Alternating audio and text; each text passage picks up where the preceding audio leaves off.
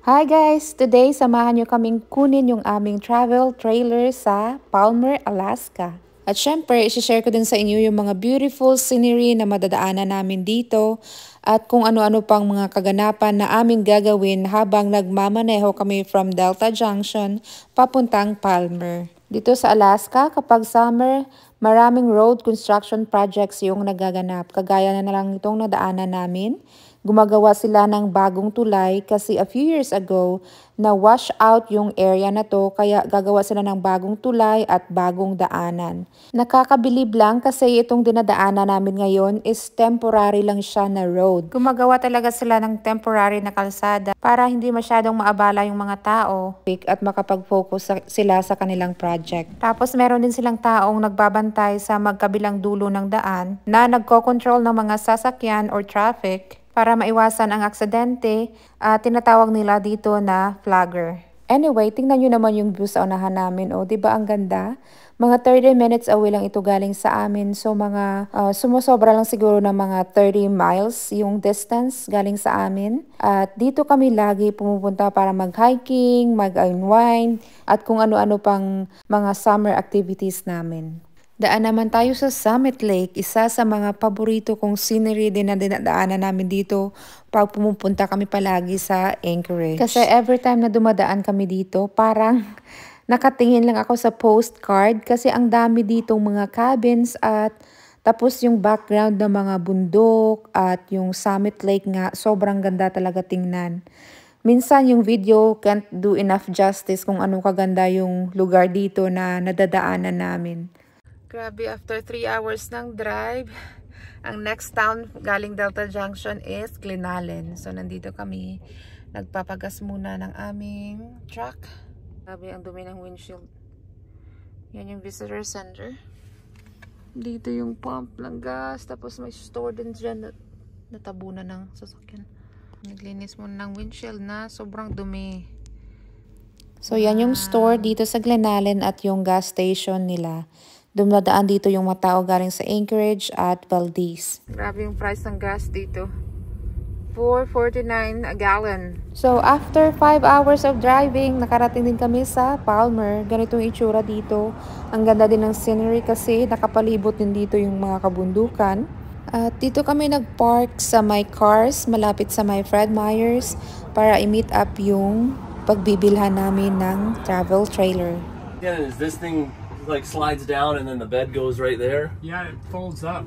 And the really cool thing is you can just take it outside and use it like a bench outside. At yan, na-hand over na sa amin yung travel trailer. Maliit lang ito at second hand lang para hindi naman masyadong kamahalan. At perfect yung size nito para sa aming mag-asawa kasi dalawa lang naman kami. Alright, balik na tayo sa Delta. Nasa Summit Lake din ito. Ito yung nadaanan namin kanina. So, pag pabalik ng Delta, ito naman yung view na makikita nyo. Nag-stop by kami dito para kumain kasi nagutom na. Medyo malapit na kami sa Delta. Medyo malapit na kami umabot sa bahay. And less than an hour. Nauna na yung asawa ko sa ilalim. So, dyan kami kakain at tinan nyo yung view. Diba ang ganda? Ang daming wildflowers at makikita nyo din dyan yung pipeline kung saan dumadaan yung crudo galing Prudhoe Bay papuntang Valdez, Alaska. At yan yung interview kung saan kami kakain ngayon. No need for words naman na siguro dito. Enjoy nyo na lang yung tunog ng agos ng tubig at yung scenery.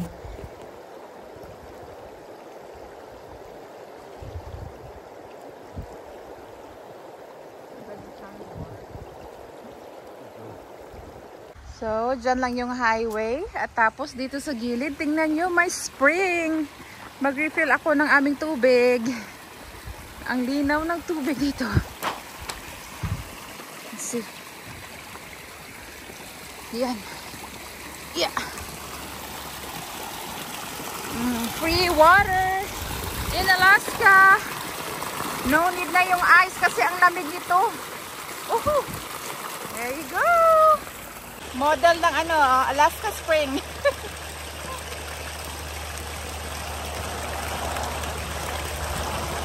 Ang lamig. Hindi na kailangan ng yelo.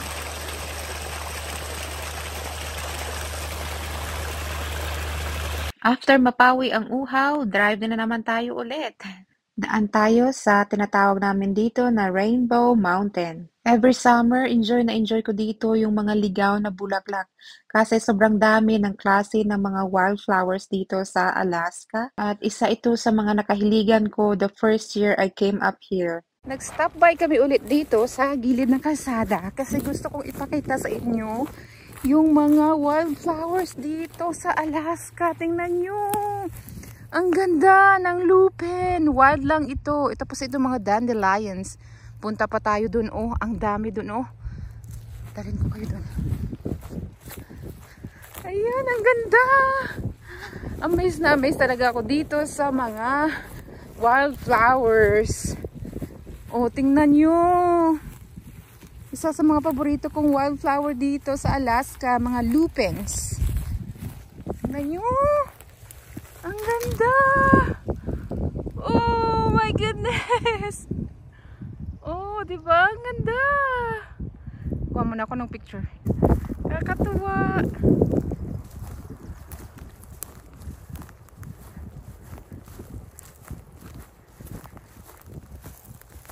Tapos ito, mga berries din ito. Nagan berries yata ito.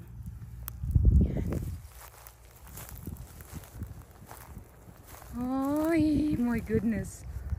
Kakaloka, ang ganda. Medyo malapit na kami sa bahay. Sana nag-enjoy kayo sa mga na-share ko sa inyo dito. Abangan ninyo yung aking mga susunod na mga videos. Gagamitin namin itong aming nabiling travel trailer sa paglibot dito sa Alaska. Abangan! Salamat!